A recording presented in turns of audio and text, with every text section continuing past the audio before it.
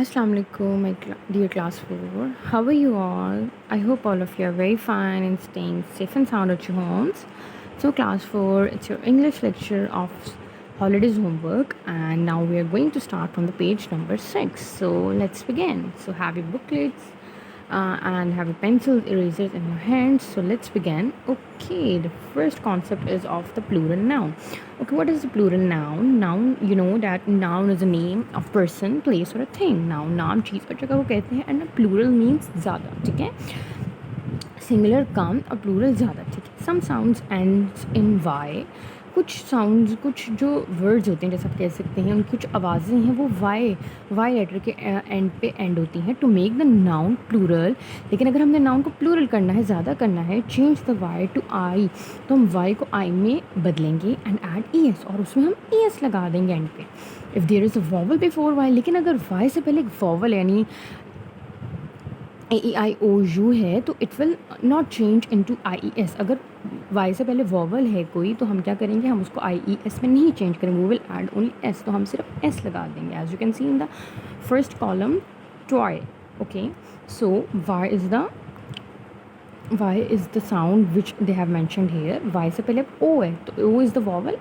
Yes, O is the vowel, so हम IES नहीं लगाएंगे, वो विल ऐड एस. येस, इस तरह आपने ये सब करने हैं. Okay, so come to the second part. Change the singular form of the noun to a plural form. अब नीचे आपको नाउन की कुछ फॉर्म्स दी हैं, लेकिन क्या है वो, change singular form of the noun to plural form. यहाँ पे नाउन आपको दी हैं, इनको आपने क्या करना है, प्लूरल में चेंज करना है. Number 1, at the farm we counted 5 dash. Farm पे, खेतों में हमने क्या काउंट किया, 5 dash. Pony. Okay, pony is the little horse. Okay, now we will convert the pony into plural. तो pony की plural क्या होगी, ponies. Yes, next is the dash or sleeping in the room. Okay, baby. अब baby को हमने plural form यहाँ लिखनी है. Next, I like to eat dash. मुझे क्या खाना पसंद है, cherry. तो cherry को आपने plural में convert करना है. The dash are playing in the ground. boy जो है वो ground में खेल रहे हैं. boy की आपने देखना plural form क्या होगी, वो आपने लिखना है. The dash are jumping on the trees. क्या दरख्तों पे कौन छलांगे मार है, मंकी. ओके, मंकी के बाद आपने प्लूरल फॉर्म लिखनी है यहाँ पे. ठीक है, the dash are going for shopping. अब शॉपिंग पे कौन जा रहे हैं, लेडी. एक लेडी ने, ज़्यादा लेडी होगी तो क्या कहेंगे उसे, you have to think and you have to write the plural form of lady. Next is we bought many dash toy. Toy के बाद आपने plural form यहाँ लिखनी है. Then I saw many dash in the cartoon. मैंने बहुत सा क्या देखे कार्टून में, फेरी देखी, यानी ज़्यादा देखे तो फेरी की आपने plural form यहाँ पे ऐड करनी है. It's easy, right? So open your page number 7 now. Translate into English. Aslam अखबार पढ़ता है. Aslam reads newspaper. सबसे पहले हम देखेंगे कि कौन सा टेंस है. अखबार पढ़ता है, बड़ी आर एंड पे. ठीक है, छोटी है, बड़ी है, अलिफ. इसमें क्या होता है, ये होते हैं प्रेजेंट इंडेफिनिट. ठीक है, तो और हम ये भी देखेंगे प्रेजेंट है, पास्ट है, फ्यूचर है. असलम अखबार पढ़ता है यानी पढ़ता है तो प्रेजेंट. अगर हम कहते हैं असलम अखबार पढ़ता था तो पास्ट होता. अगर हम कहते हैं असलम अखबार पढ़ेगा तो वो होगा फ्यूचर. ठीक है, इस तरह यहाँ पे आपको सिंपल प्रेजेंट दिए हैं और आपको सिंपल प्रेजेंट डेफिनेट टेंस दिए और आपको प्रेजेंट कंटिन्यूस दिए हैं.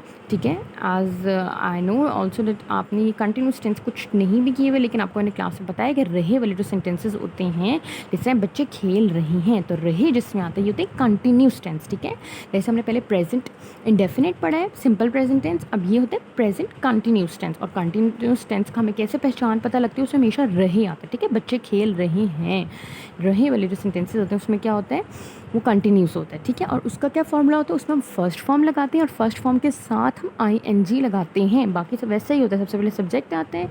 ठीक है, उसके बाद जब फॉर्म ऑफ वर्ब आएगी तो फर्स्ट फॉर्म ऑफ वर्ब आएगी और उस फॉर्म ऑफ वर्ब के साथ ING लगा देंगे और फिर उसके बाद ऑब्जेक्ट हो जाएगा. जैसे कि आप देखें, बच्चे खेल रहे हैं.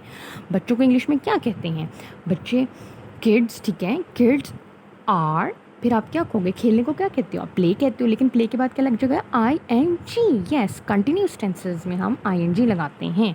ठीक है, तो किड्स आर प्लेइंग. ठीक है, इसी तरह आपने दूसरा भी करना है, हम टीवी देख रहे हैं, ये भी सिंपल प्रेजेंट कंटिन्यूस है. फिर है बिल्ली चूहे को पकड़ रही है, ये भी प्रेजेंट कंटिन्यूस है. फिर दुकानदार फल बेच रहा है, ये भी प्रेजेंट कंटिन्यूस है। फिर मेरी अम्मी खाना पका रही है, सब में आईएनजी आएगा, मेरी अम्मी खाना पका रही है, मेरा घर बड़ा है।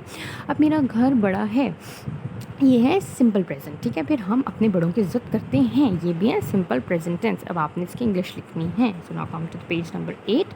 Describe the given picture. आपको पिक्चर दी, आपने इसको डिस्क्राइब करना, आपने गौर करने कि इस पिक्चर में क्या क्या है। And you have to look very carefully that how many people are there, what are the things mentioned here, and what are the things are drawn here, and what all the people are doing here. So you have to look very carefully in this picture and you have to write some lines. Now come to the page number 9.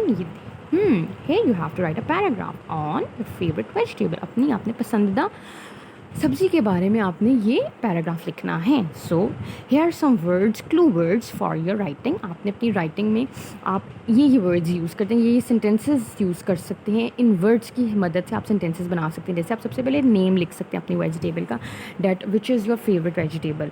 फिर आप उसका colour बता सकते हैं, फिर उसका seed बता सकते हैं कि उसकी कि वो बीज है, कैसा बीज है, उसकी शेप बता सकते हैं। फिर आप समर और विंटर बता सकते हैं कि उसका वो सर्दियों का सब्ज़ी है या गर्मियों की सब्ज़ी है। फिर आप शेप, उसकी शेप बताएंगे कि वो कैसी है, गोल है या कि कोई और शेप है उसकी। फिर सोर्स ऑफ विटामिन, फिर उसमें आपने देखना कौन सा विटामिन है, उसमें कौन सा विटामिन आता है। कुछ होती हैं उसमें कार्बोहाइड्रेट्स होते हैं वेजिटेबल्स, कुछ में प्रोटीन्स होते हैं, आपने वो ऐड लिखना है। फिर आप स्वीट, सॉफ्ट, उसका टेस्ट बताएंगे कि मीठी है या कड़वी होते हैं या फिर या उसका टेस्ट क्या। फिर आपने बताना है कि वो सॉफ्ट है या हार्ड होती है वेजिटेबल, ठीक है। मेक्स भुजिया, अब आपने बताना है कि उसकी भुजिया बनाते हैं, जैसे आलू होते हैं, आलू की भुजिया बनती है। अब आप बताएंगे कि उसमें कि आप उसकी भुजिया बनाते हैं, आप उसका क्या बनाते हैं। आपने बताना है उस वेजिटेबल से आप क्या बनाते हैं। देन लाइक्स टू ईट, अब आपको वो आप एंड पे लिखोगे कि आपको वो खाना पसंद है। Now open the page number 10, compound words. Okay, what are the compound words? Compound words वो होते हैं यानी दो, आपने एक लफ्ज़ देखोगे लेकिन वो जो एक पूरा लफ्ज़ होता है वो दो लफ्ज़ों से मिलके बनता है। यानी अगर आप एक पूरा वर्ड लिखा है, पूरा वर्ड लिखा है, जैसे ये लिखा है बैक पैक, ठीक है। अब ये इनको हम अलग करें तो दो लफ्ज़ बन जाएंगे, ठीक है। जैसे कि बैग, बैक पैक है, ठीक है। अब बैक और पैक, बैक यानी बैक पैक क्या होता है, जिस तरह बैग जिनको हम पीछे लटकाते हैं अपने शोल्डर्स पे, ठीक है। तो बैक और पैक, पैक है और कहाँ लटके जो बैक पे। इस तरह आप देखें बैक भी एक वर्ड होता है और पैक भी एक वर्ड। अगर हम पैक देखें अलग से देखें तो पैक भी एक वर्ड होता है और बैक जो होता है यानी पीछे कमर को भी हम कहते हैं बैक, तो बैक भी एक वर्ड है, ठीक है। तो कंपाउंड वर्ड्स होते हैं यानी ऐसे वर्ड्स जो दो लफ्ज़ों से मिलके बने, ठीक है। दो लफ्ज़ हैं लेकिन हम अब उनको इकट्ठा कर दें, ज्वाइन कर दें तो वो एक पूरा वर्ड बन जाएंगे, right. So next is anything. अब इसमें आपने क्या करना है, find and right the smaller words that make the compound word. आपने स्मॉल करके लिखना है, लफ्ज़ों को अलग अलग करके लिखना है। जैसे एनी, अब आपने देखना है कौन कौन से वर्ड हैं इसमें जो अलग अलग हम करें। एनीथिंग में पूरा ऐसे कौन कौन से वर्ड हैं जिनको हम अलग अलग करें तो वो यहाँ पे दो लफ्ज़ बन जाएंगे। जैसे एनीथिंग है तो अगर हम यहाँ पे एनी लिख दें और थिंग लिख दें, ठीक है, तो वो भी एक वर्ड बन जाएगा। इस तरह आपने ये सारे वर्ड्स करने हैं, ठीक है। Anything, sunflower, horse back, something, camp fire, butterfly, backyard, outdoors, bed time, cowboy. ये सारे वर्ड्स आपने देखने कौन कौन से दो ऐसे लफ्ज़ हैं जो अगर हम मिला अलग अलग करें तो वो भी एक एक लफ्ज़ बनेगा, ठीक है। So you have to do this. I hope you will do this very carefully, do it carefully, and I'll meet you in the next lecture. Till then, take care my class. Allah Hafiz.